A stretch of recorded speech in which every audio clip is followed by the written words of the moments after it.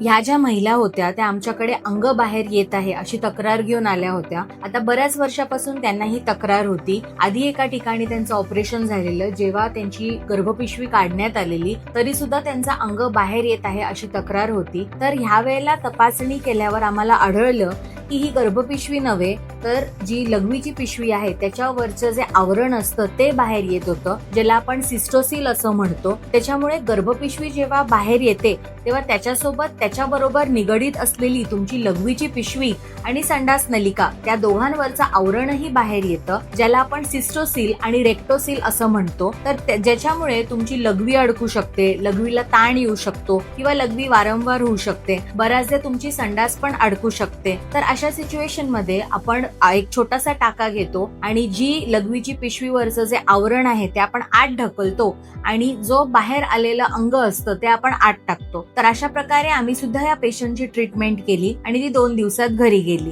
अंग बाहेर येत होतं. नोबलला आले मी, तिथं ट्रीटमेंट केलं. मग आता माझं ऑपरेशन सक्सेस झालं. देखभाल माझी भरपूर झाली. डॉक्टर मधुरा मॅडम यांनी ऑपरेशन केलं, त्यांचं धन्यवाद. तर ह्यापैकी तुम्हाला कोणताही त्रास होत असेल तर तुम्ही एशियन नोबल हॉस्पिटल स्त्रीरोग विभागात संपर्क साधावा आणि त्वरित उपचार घ्यावे.